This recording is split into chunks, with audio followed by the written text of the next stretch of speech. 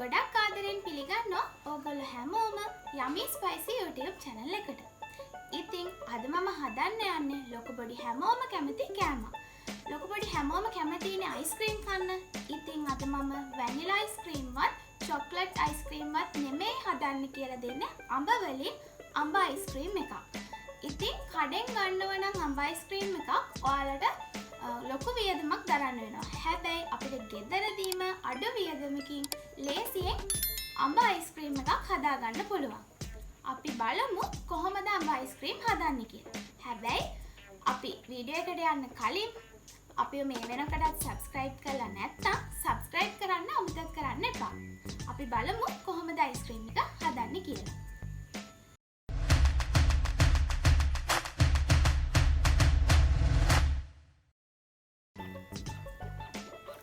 ඉතින් අපිට අඹ අයිස්ක්‍රීම් හදාගන්න ගොඩක් අමුද්‍රව්‍ය ඕන වෙන්නේ නැහැ. අමුද්‍රව්‍ය 5කින් අපිට රසවරස අඹ අයිස්ක්‍රීම් එකක් හදාගන්න පුළුවන්. ඉතින් මම කියන්නම් අපේ අඹ අයිස්ක්‍රීම් එක හදාගන්න මොනවද ඕනි කරන්නේ කියලා.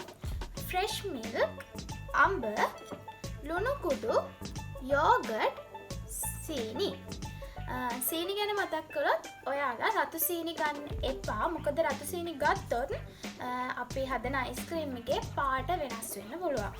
ඒ වගේම තමයි අඹ ගැන මතක් කරන්න ඕනේ. අඹ ගන්නකොට ඇඹුල් අඹ ගන්නත් එපා. කොහු තියෙන අඹ ගන්නත් එපා. කාර්ත කොළඹම අඹ එක ගන්න තියෙනවා නම් ඔයාලට රසට පාටට අඹ අයිස්ක්‍රීම් හදාගන්න පුළුවන්. ඉතින් මේ අවශ්‍ය ද්‍රව්‍ය මම ප්‍රමාණත් එක්ක ඩිස්ක්‍රිප්ෂන් එකේ දාලා තියෙනවා. ඔයාලට එතනින් බලා ගන්නත් පුළුවන් මොනවාද අවශ්‍ය ද්‍රව්‍ය කියලා. මුලින්ම අපි අඹ ටික බ්ලෙන්ඩ් කරගෙන ඉන්න ඕනේ. කෑලිය කිසිම දෙයක් නැති වෙන්න අඹ ටික හොඳට බ්ලෙන්ඩ් කරගන්න ඕනේ. මම මුලින්ම ඒ නිසා අඹ ටික එකතු කරගන්නවා.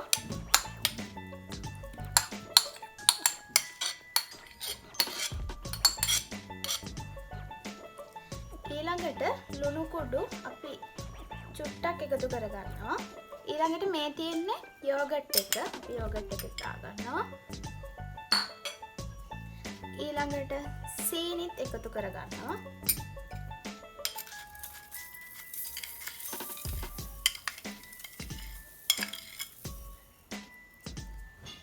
කිරි ටිකක් එකතු කරගෙන අපි මේක මුලින්ම බ්ලෙන්ඩ් කරගෙන ඉන්නවා. දැන් අපි මේ ටික බ්ලෙන්ඩ් කරගෙන යමු.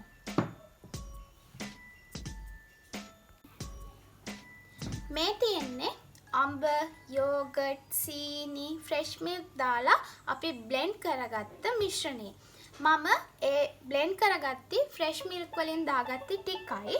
මම මේ භාජනයේට බ්ලෙන්ඩ් කරගත්ත මිශ්‍රණය දාලා ඉවර වෙලා ඉතුරු ෆ්‍රෙෂ් මිල්ක් ටිකත් එකතු කරගත්තා. දැන් මම මේ ටික විනාඩි 5ක් හොඳට බීට් කරන්න යන්නේ.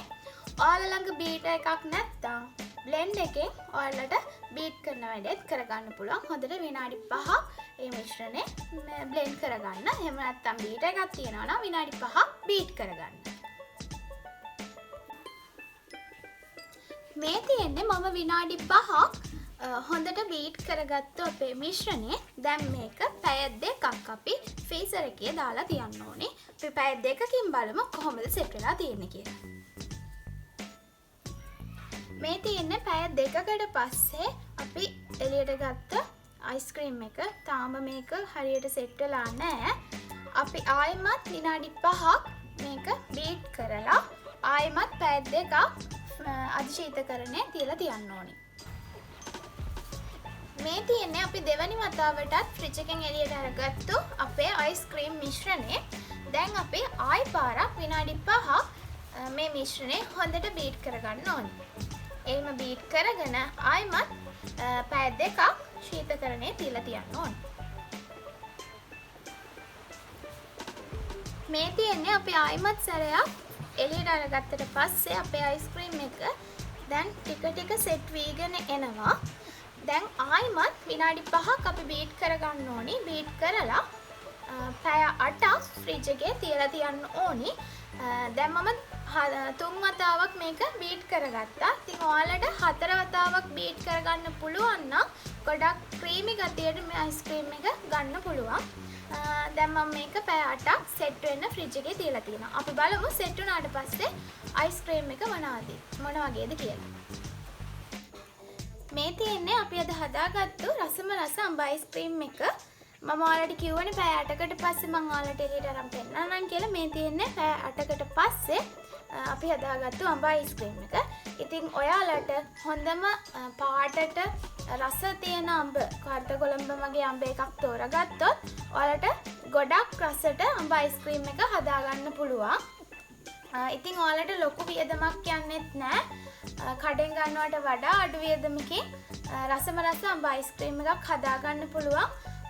කිරි අඩුවෙන් දාලා අඹ වැඩියෙන් දාගත්තොත් ඔයාලට ගොඩක් රසට ගොඩක් අඹ රසට අයිස්ක්‍රීම් එක හදාගන්න පුළුවන්. ඉතින් මේ වෙනකොටත් අපිව සබ්ස්ක්‍රයිබ් කරලා නැත්නම් අපිව සබ්ස්ක්‍රයිබ් කරන්න එහා පැත්තෙන් තියෙන බෙල් අයිකන් එකත් ක්ලික් කරන්න. මේ වගේම අලුත් වීඩියෝ එකක් අරගෙන අපි ඉක්මනින්ම එන්න. ඔයාලා හැමෝටම සුබ දවසක්.